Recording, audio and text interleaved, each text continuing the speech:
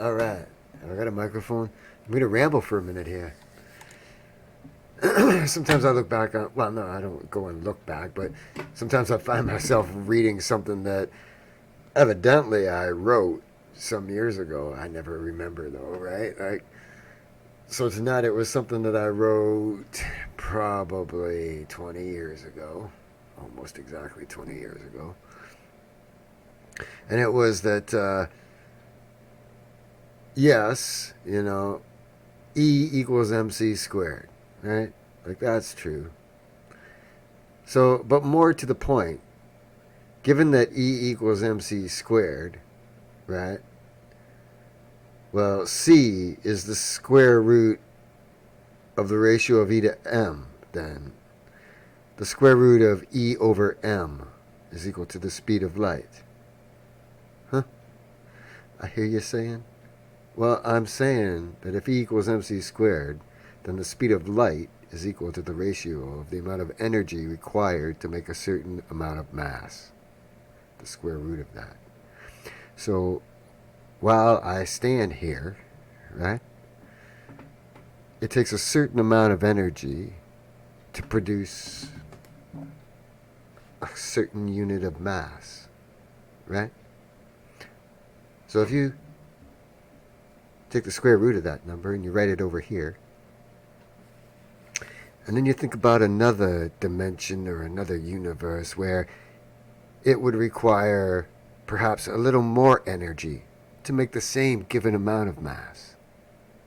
Well, and you take the square root of that number and write it over here, you'll find out that these numbers are going up as the amount of energy, right, required to make a given amount of mass increases. These numbers over here are also increasing, right?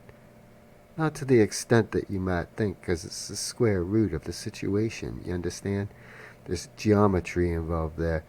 Not just that the universe is expanding, we're the center of the universe, but everywhere is the center of the universe, right?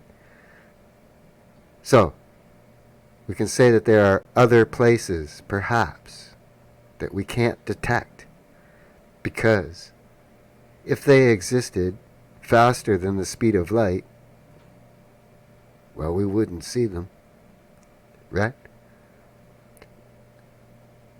But the only thing that would change the speed of light would be a situation where it would take more energy to produce a given amount of mass.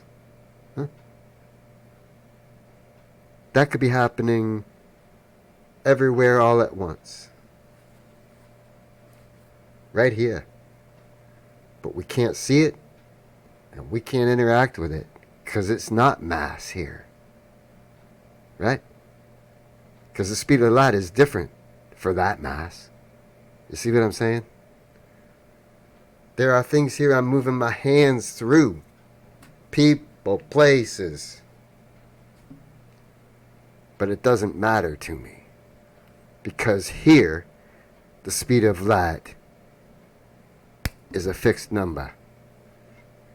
And here, their speed of light is a different fixed number. See what I'm saying? So yes, E equals MC squared. But more to the point, C is the square root of the ratio of E over M.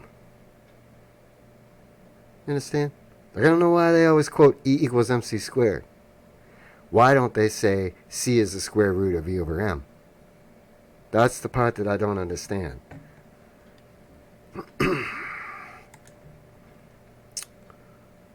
Deep thoughts.